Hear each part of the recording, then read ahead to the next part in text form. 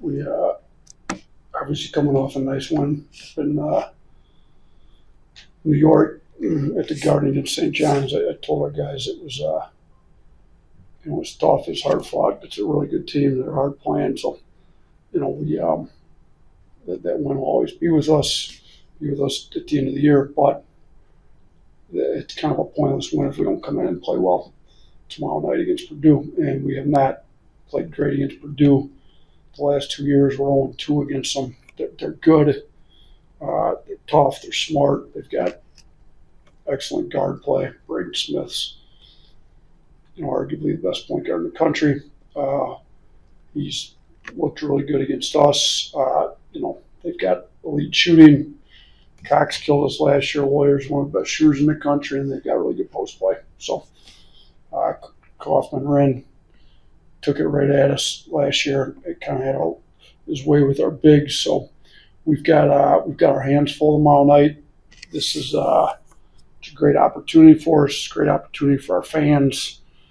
To get this high rated of an opponent coming in the non-conference. They're 1 in coaches poll, 2 in the AP poll. It'll be the highest rated non-conference game in the history of Coleman, and we need Coleman to be loud. We need our fans to prove that this can be one of the toughest places to play in the country, and we have been that over the last 5 years. We've got a pretty good home record against some of the best teams in the country. So, the highest ranked non-conference team before Purdue was Baylor back in 22. We beat them here. Obviously, Houston's coming here. We got to win. We've got big wins, and our fans have been a big part of that, and we need them to be a big part of that again tomorrow night. So hopefully they can get out and make it best home environment in the country. Injury updates: Collins, due to a medical condition, will be out indefinitely. Keaton is progressing, did not practice today, starting to do some basketball activity. He's highly doubtful for tomorrow. And then Davion did practice today and looked all right. So Davion highly likely to go tomorrow, provided there's no setbacks after today's practice. So everybody else should be good to go. So. Start with Mike on the right. Yeah, just what kind of improvements have you seen from Holloway and Reitzel, just their ability to attack the rim? Yeah, I think Holloway getting downhill with his aggressive physical drives is drastically improved from last year. He never really turns it over. He's always been great taking care of the ball, but almost to the point where he wasn't aggressive enough because he was so gun shy at turning it over. Now I think he's got that fine balance figured out. He still doesn't turn it over, but he's aggressive, gets downhill. He's got an unbelievable finishing package. He's got the floaters. He's got the high off the glass scoop shots. He can get it up early, go right off right. I've been telling him, you don't make bad decisions once you get in the paint, so we got to get in the paint. And I think Reitzel, he's got a different look to him. He's stronger. He was out for a year. And while he was out, I think, Henry Barrera, our strength coach, did an amazing job with his body. He ate better. Amanda, our dietitian, got between her and Henry and then Clark doing the rehab, I think he looks great, strong, physical. His physical drives, he'll put a bump on a guy with his shoulders with the way his body is now, and they're not getting back in front of him. So, and both those guys shoot it at such a high level, you got to play them close, so they got to be able to put it on the floor, and they've added that to their games. I think they're both really improved in that area of their games. Something after the North Dakota game about guys have to learn effort. Do you feel like for new guys, whether it's transfers or freshmen, that takes a while to learn in your system, really how hard you have to play? And do you think that guys kind of saw the fruit of that against St. John's when they do play that way? Yeah, I do think they have to learn it because there's different levels to it, and our hard looks a lot different than some other places hard. So, you got to kind of divine it for them. And we kind of define it by what we chart in our blue collar points. So, are you getting to the offensive boards? Is your hand up? Are you trying to get deflections? Are you getting offensive rebound tips, even if you don't get the rebound? Are you in there with activity, keeping them alive to give us a chance? Are you getting defensive rebounds? Are you willing to put your body on the line to take an on-ball charge and move your feet and put your chest in there? Like, there's levels to it. Some of these guys need to figure it out. If you graded it on a scale of 1 to 10, I think some of these guys thought they were giving max effort, and they were really giving us about a 6 out of 10. And they need to figure out how to get to a 10 out of 10. And I think we saw a lot more 10 out of 10s against St. John's than we did against North Dakota. Talked about kind of turning the page from the St. John's win. How have you seen the guys kind of respond to practice and approaches, especially some of the new and young guys in the program? Yeah, so we've had 3 practices. We got back late Saturday night. We were supposed to be back before the football kicked off. A little air traffic controller disaster. Just sat on the runway for the whole day. And what was the point of tipping off at 11 o'clock Central? You're going to not take off in the airport. We didn't take off until after the football game kicked off. So, we get back super late Saturday night.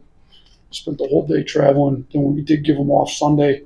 So, got with the trainer, got some rehab. And we practiced Monday, Tuesday today. I thought Monday was pretty good. I honestly, I didn't think Tuesday was very good. Like, we've got to now, part of it is we got some guys banged up, and we're trying to make sure that they're not getting any more banged up and be as healthy as we can for the games. But, because you shorten practice and go lighter doesn't mean it's a off day or a lighter mentally day.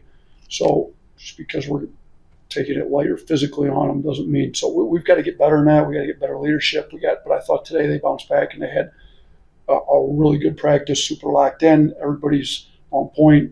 Know what we want to do in the scouting report. Now, knowing what we want to do and actually be able to execute it against one of the best teams in the country, and they are the best execution team. I mean, they've got a gazillion sets and 6 different counters to everything they do. So, there's no way you can have every play that they run down. It's impossible. But I think our guys were locked into the concepts that we've got to have done, and I thought they were really good today. We just, moving forward, we got to have 3 great days going into these really big games.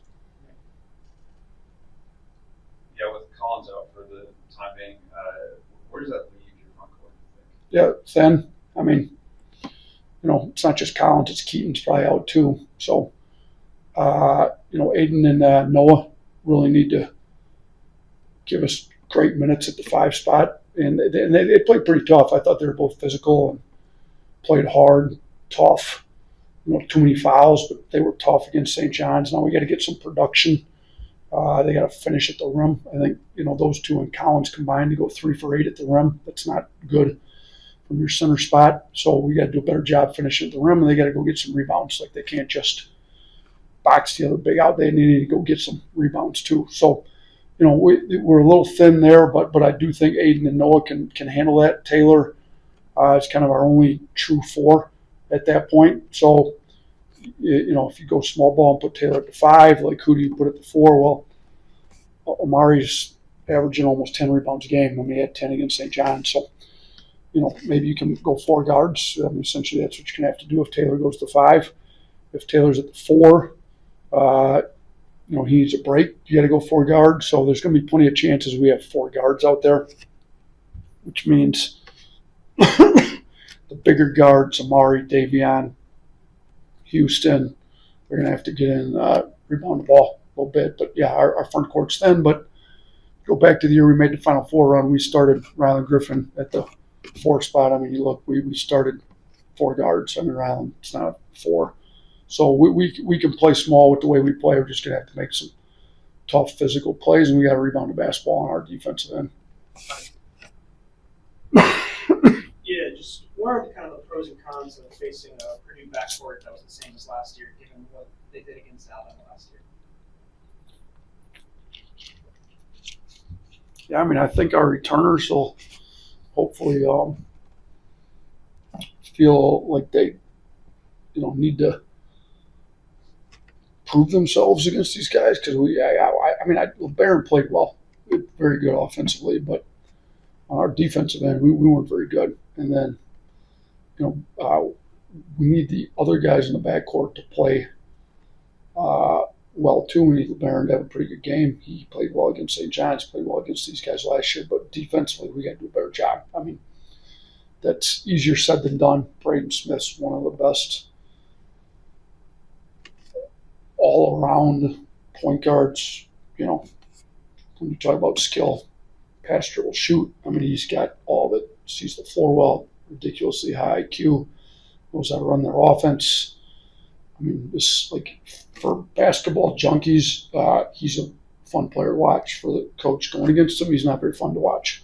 So we got to do a better job. We got to have a better plan. But the issue was, even as good as their backcourt was, we still should have won the game if our front court had showed up.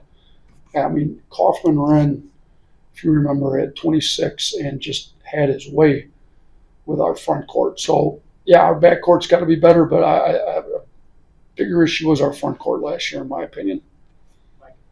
Just with today being signing day, I don't know if you can talk about those guys yet, just in general terms. Yeah, I don't know if we've gotten any of the actual signing papers back in yet, so I'm not at liberty to talk about any individual guys. Hopefully we have those in soon, but we are excited about the class. It's not done, but you look at what we're trying to do. We're trying to add versatile, skilled, athletic guys that can play all over the floor, and that's what we're trying to do. So we've made a huge point of emphasis at that. I think we've got some really good ones, guys with high upside, guys with high character, and without putting a violation, talking about anybody in particular. You guys are on social media. You get a pretty good idea who we should be having sign here next, hopefully by the end of today. Anyone else? Awesome. Thanks, All right, thanks.